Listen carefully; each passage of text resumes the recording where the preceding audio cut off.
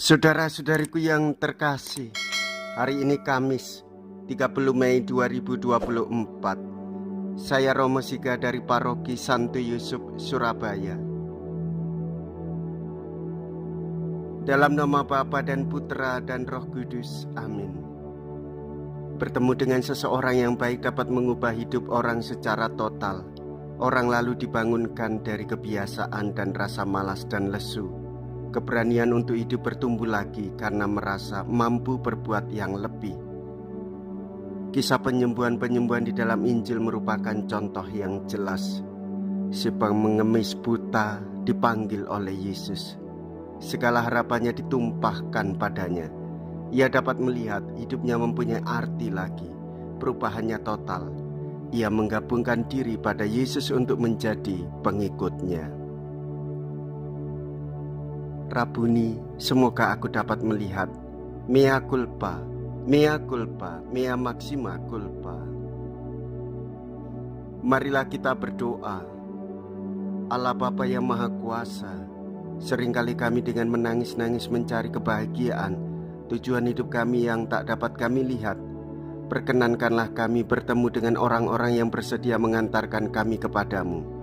Kasihanilah kami, agar kami dapat mengakui dengan gembira bahwa Engkaulah pembawa keselamatan dan hiburan sejati. Dengan pengantaraan Yesus Kristus Putra-Mu Tuhan kami, yang hidup dan berkuasa bersama dengan Dikau dalam persatuan Roh Kudus, Allah sepanjang segala masa. Amin.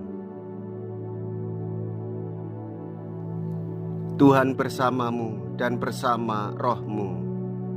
Inilah Injil suci menurut Markus. Dimuliakanlah Tuhan. Markus bab 10 ayat 46 sampai dengan ayat 52. Pada suatu hari Yesus dan murid-muridnya tiba di Yeriko. Ketika Yesus keluar lagi dari kota itu bersama murid-muridnya dan orang banyak yang berbondong-bondong, duduklah di pinggir jalan seorang pengemis yang buta bernama Bartimius anak Timeus. Ketika didengarnya bahwa yang lewat itu Yesus dari Nazaret, mulailah ia berseru, "Yesus anak Daud, kasihanilah aku." Banyak orang menegurnya supaya ia diam, namun semakin keras ia berseru, "Anak Daud, kasihanilah aku." Maka Yesus berhenti dan berkata, "Panggillah dia." Mereka memanggil si buta itu dan berkata kepadanya, "Kuatkanlah hatimu, berdirilah, ia memanggil engkau." Orang buta itu lalu menanggalkan jubahnya.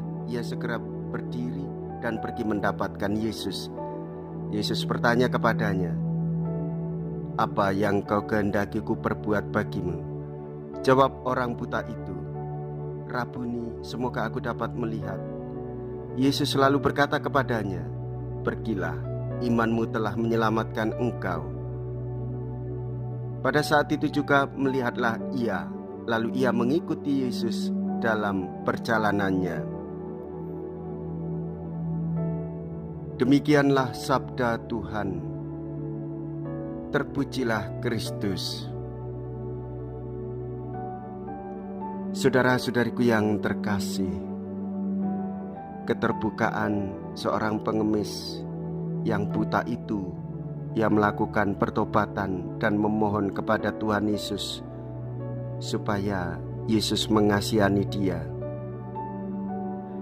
Keinginan untuk berjumpa dengan Yesus tak segampang yang dibayangkan oleh Bartimius. Ia berteriak dengan suara lantang menyebut dan memanggil Yesus. Ia malah dihentikan oleh orang-orang di sekitarnya. Ia dibungkam, tidak boleh berbicara dan berteriak. Orang mau mendekatkan diri kepada Yesus, sang sumber keselamatan. Mengapa harus disuruh diam? Itu yang ada di dalam benak pikirannya dan mungkin dalam benak pikiran kita. Janganlah kita menghentikan orang yang ingin bertemu dengan Tuhan Yesus, memohon pertolongan supaya mendapatkan keselamatan. Justru kita sebagai orang-orang yang beriman, hendaklah semakin mendekatkan diri dengan Tuhan Yesus, juga menghantar orang lain kepadanya. Jangan halangi orang lain berbuat baik dan mendapatkan keselamatan. Senantiasalah kita memohon kepada Tuhan seperti di dalam doa gereja yang tercantum di dalam perayaan Ekaristi. Tuhan, kasihanilah kami. Yesus memelihara hidup kita, Yesus menyertai kita. Jikalau kita berani hidup menderita dalam nama Yesus Kristus, maka kita akan dipermuliakan di dalam Tuhan kita, Yesus Kristus. Terpujilah nama Yesus, Bunda Maria dan Santo Yosef, sekarang dan selama-lamanya. Marilah kita berdoa. Allah yang Maha Kasih, semoga sabda dan tubuh Putra-Mu yang telah kami terima ini memampukan kami untuk melihat kehadiran-Mu dalam diri sesama kami, sehingga kami pun bergerak melayani mereka dan kelak Kau perkenankan memasuki kehidupan abadi bersama-Mu. Dengan pengantaraan Kristus, Tuhan kami. Amin. Tuhan beserta kita, sekarang dan selama-lamanya. Semoga Allah yang Maha Kuasa memberkati saudara sekalian, Bapa dan Putra dan Roh Kudus. Amin. Saudara-saudariku yang terkasih, pergilah, ibadah sabda sudah selesai. Syukur kepada Allah.